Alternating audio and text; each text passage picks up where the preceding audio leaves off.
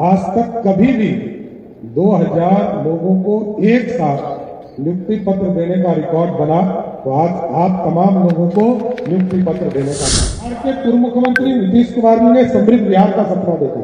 जब आजादी के 100 वर्ष पूरे होंगे तो आप नेतृत्व कर रहे होंगे।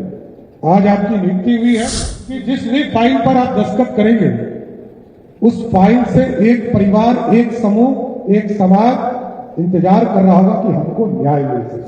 जनता का सेवा करना है, जनता के भरोसे पर काम करना है, जनता के विश्वास पे काम करना है। और हम सरकार में बैठे लोग, जो आपके स्टेज पर बैठे हैं, ये सभी लोग सेवक के तौर पर काम करें। बीपीएससी की 17वीं परीक्षा के बाद इतनी बड़ी संख्या में आज तक कभी भी 2000 लोगों को एक साथ नियुक्ति पत्र देने का रिकॉर्ड बना, तो आज आप तमाम लोगों को नियुक्ति पत्र देने का काम करेंगे।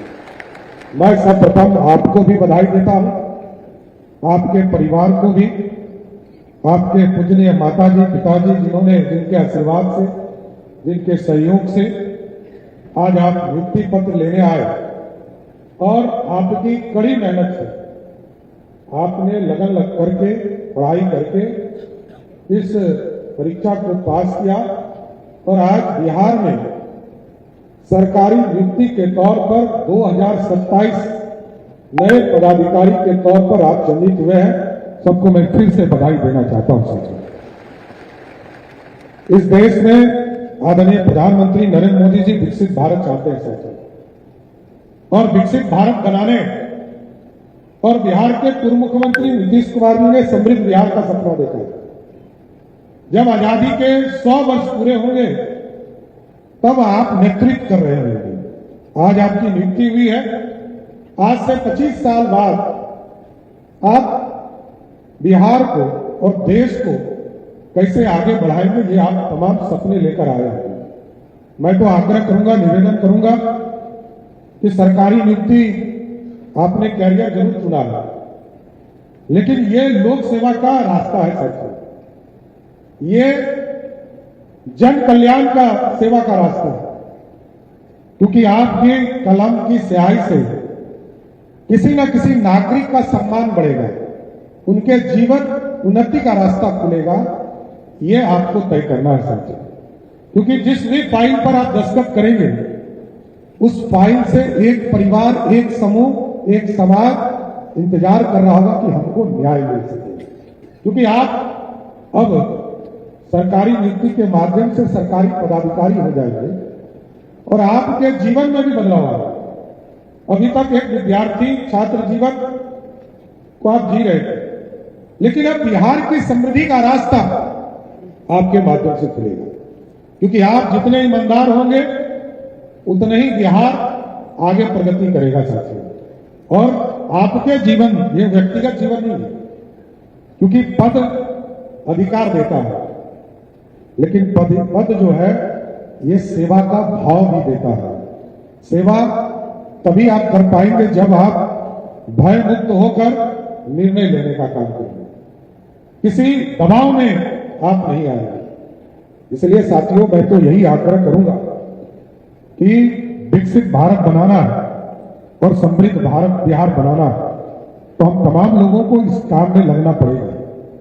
क्योंकि सरकार लगातार काम कर रही है, चाहे वो निश्चय पार्ट 1 हो, तब से लेकर 2020 तक लगभग 10 लाख लोगों को सरकारी नौकरी और रोजगार देने का काम किया गया। पिछले साल भी याद होगा, नीतीश कुमार जी ने जब इसकी घोषणा की थी 2020 में कि हम 10 लाख सरकारी नौकरी और 10 लाख रोजगार देंगे, तो लोगों को भरोसा नहीं होता था। लेकिन आपको जानकर खुशी होगी कि उस 5 साल में 2020 से लेकर 2025 तक 10 के जगह पर 12 लाख सरकारी नौकरी दिया गया और लगभग 50 लाख लोगों को रोजगार देने का काम किया गया। इस बार हम लोगों की एनडीए की सरकार ने तय किया 2025 के मैनिफेस्टो में कि हम अगले 5 वर्षों में 2025 से लेकर 2030 तक हमारी सरकार आदरणीय नीतीश कुमार जी और आदरणीय मोदी जी के मार्गदर्शन में बिहार के नौजवानों को सरकारी नौकरी और रोजगार 1 करोड़ नौजवानों को इससे जोड़ने का काम किया जाएगा। और मैं बताना चाहता हूं कि पिछले 8-9 महीने में बिहार में लगभग 8.5 लाख लोगों को, जिसमें 2 लाख के करीब लगभग सरकारी नौकरी और लगभग 6 लाख से अधिक लोगों को रोजगार देने का काम बिहार की सरकार ने किया है। और इस टारगेट को भी हम पूरा करेंगे।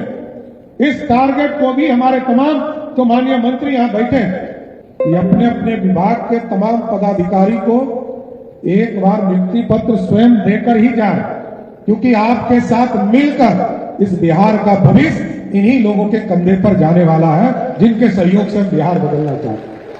और आगे भी लक्ष्य है साथियों, क्योंकि इस बिहार को लोगों ने देखा, जिस बिहार में 6,000 करोड़ का, मैं तो जब पहली बार सदन में आया था तो बिहार में 6,000 करोड़ का बजट हुआ करता था साथियों, और 6,000 करोड़ के बजट में 4,000 करोड़ रुपया रॉयल्टी आता था, मात्र 2,000 करोड़ रुपया हम टैक्स वसूली करते थे साथियों।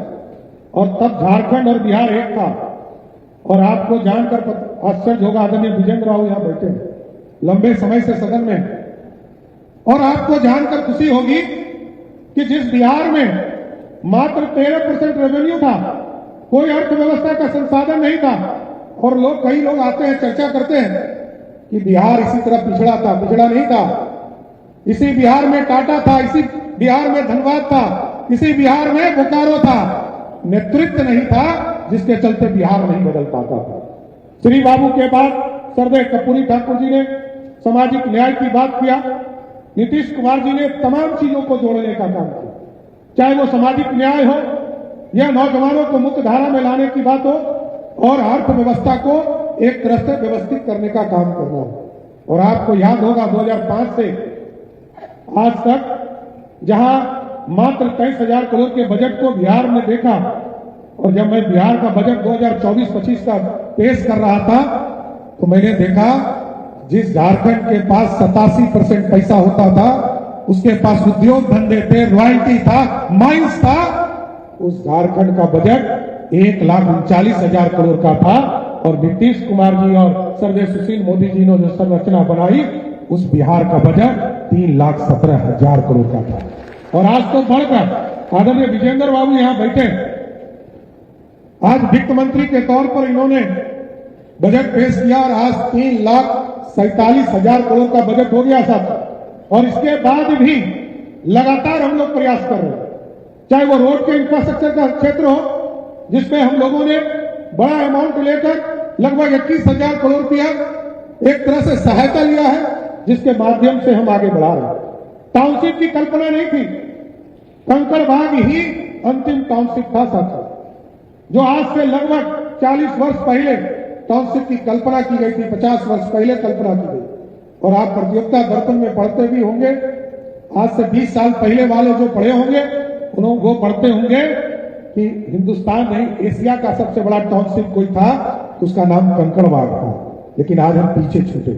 अब हम लोगों ने तय किया, नगर विकास के भी कई पदाधिकारी आज ज्वाइन कर रहे हैं, नगर विकास मंत्री यहां बैठे हैं, लगभग 12 जगह पर टाउनशिप बनाने जा रहे हैं, और 12 जगह पर लगभग 6.5 लाख एकड़ जमीन में हम लोग टाउनशिप बनाएंगे।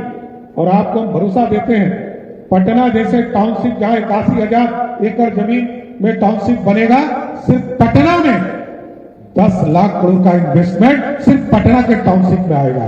पूरे बिहार को देखिएगा तो लाखों करोड़ का इन्वेस्टमेंट इस बिहार में यदि कहीं आना है तो वो पूरे बिहार में आना है। पूरे देश में टाउनशिप बन गए, अब हमारे यहां टाउनशिप होना है। हम वहां पर इंडस्ट्रियल कॉरिडोर भी बनाएंगे, इंडस्ट्री के लिए लोग जमीन खोजते हैं। हम लोगों ने कई सेक्टर में अपना विंडो खोला, सेमीकंडक्टर का मामला हो, जीसीसी का मामला हो, या अभी आप लोगों ने देखा होगा कुछ दिन पहले हम लोगों ने 51,000 करोड़ का स्टील हब बनाने के लिए लगभग 7 कंपनियों से एमओयू किया है। अब लोग हमारे यहां आना चाहिए, हमारे यहां लोग सुरक्षित हैं। आज भी लगभग हमको लगता है कि 200 से अधिक 200 तो एसडीएम आ रहे हैं, और लगभग पुलिस बल में हमको लगता है कि 136 डीएसपी आ रहे हैं। तो बिहार में सुशासन स्थापित करने का काम नीतीश कुमार जी ने किया है। इसको और सख्ती से हम लोग आगे बढ़ा रहे हैं। बिहार में सुरक्षा के साथ साथ बिहार में लोग रोजगार का स्थापना कर सके, क्योंकि हम सरकारी नौकरी सबको नहीं दे सकते, क्योंकि हमारी आबादी इस देश में से 140 करोड़ की आबादी में से 10% मतलब 14 करोड़ की आबादी इस बिहार की, और इसको समृद्ध बनाना। अब पीपीपी मोड पर हम आगे बढ़ रहे हैं, कई चीजों को पीपीपी मोड पर हम लोग कर रहे हैं, चाहे वो फैक्ट्री का स्थापना हो, इंफ्रास्ट्रक्चर का स्थापना हो, या हम टेक्नोलॉजी के सेक्टर में भी आगे बढ़ने वाले हैं। हम तो पुलिसिंग में भी जो हमारे चेक पोस्ट वगैरह है, जहां पर हमको एक तरह से टोल की वसूली होती है, उस पर भी हम लोगों ने पीपीपी मोड पर करने का निर्देश दिया है, जिससे कि परिवहन विभाग की पूरी स्थिति हम व्यवस्थित कर सके। बस स्टैंड हम बनाते थे, और बस स्टैंड अब हमने कहा, यहां पर आपने देखा होगा बैरिया में लगभग 217 करोड़ की योजना 2014-15 में हम लोगों ने स्वीकृत किया और बस स्टैंड बने। इसके बाद हम लोगों ने कहा कि बिहार के सभी डिस्ट्रिक्ट हेडक्वार्टर पर हम पीपीपी मोड पर चलकर हम टाउनशिप के साथ साथ बस स्टैंड को भी स्थापित करने का काम करें। इसलिए पूरी तरह आपके कंधों पर भार है साथियों। आज आप आ रहे हैं नौकरी में, और नौकरी में आने के बाद आपका जीवन बदलने वाला है, क्योंकि कई सेक्टर्स में हम लोग काम कर रहे हैं और बिहार को बदलने का प्रयास कर रहे हैं। बिहार बदल भी रहा है। आज बिहार में जो आता है वो स्वयं कह के जाता है कि बिहार पूरी तरह बदल चुका है, बिहार के लोग बदल चुके हैं, बिहार में सुशासन है, बिहार का इंफ्रास्ट्रक्चर सुधर गया, और बिहार में मैरिन ड्राइव भी है, और पटना से गया जाने का जो सड़क, कई लोग यहाँ गया जहानाबाद के होंगे, पटना से गया जाने में पहले 4 से 5 घंटा लगता था, आज 1.5 घंटा में पटना से बोध गया हम पहुंचते हैं। कई ऐसे इलाके हैं जिसका लगातार विकास करने का काम किया जा रहा है। इसलिए मैं यही आग्रह करूंगा, निवेदन करूंगा कि बिहार बदलने में आप एक सहयोगी के भूमिका में आए, और मैंने तो एक सहयोग पोर्टल शुरू किया है, उसका एक लिमिटेशन है साथ, ये 30 दिन में सब चीजों को करता है, और ये सारा चीज टेक्नोलॉजी से होता है। किसी अफसर को जो भी आदेश करना है उनको ये बताया जाता है, उनको नोटिस दिया जाता है। जैसे किसी भी व्यक्ति ने आवेदन आपको दिया तो उसमें टाइम फ्रेम है कि 30 दिनों के अंदर आपको हर हालत में ऑर्डर करना है। ऑर्डर आप विवेक से करेंगे, आपके विवेक को, आप पे कोई बंधन नहीं है, लेकिन उसमें टाइम फ्रेम है। आवेदन मिलने के 10 दिनों के अंदर यदि आपने ऑर्डर नहीं किया तो 11वें दिन मेरे कार्यालय, मुख्यमंत्री कार्यालय से एक नोटिस आपको प्राप्त होता है, और आपसे आग्रह किया जाता है कि ये आवेदन शीघ्र आप निष्पादित करने का काम करें। दूसरा नोटिस, क्योंकि अभी तक लगभग 9 से 10 हजार पदाधिकारी और कर्मचारी को ये नोटिस गया है, लेकिन सुखद अनुभव मेरा यह है कि दूसरा नोटिस मात्र 350 लोगों को गया, जो 20 दिन के बाद 21वें दिन जनरेट होता है, और तीसरा जो नोटिस है वो 25 दिन के बाद 26वें दिन होता है, और ये 26वें दिन का नोटिस अभी तक मात्र 4 पदाधिकारी कर्मचारी को गया है, और अभी तक कोई पदाधिकारी कर्मचारी ये हिम्मत नहीं दिखा पाया है कि जिसने 30 दिन पार किया हो, क्योंकि 30 दिन के बाद उनको घर जाना, निलंबन हो जाएगा, उनके पास कोई अधिकार नहीं रह जाएगा।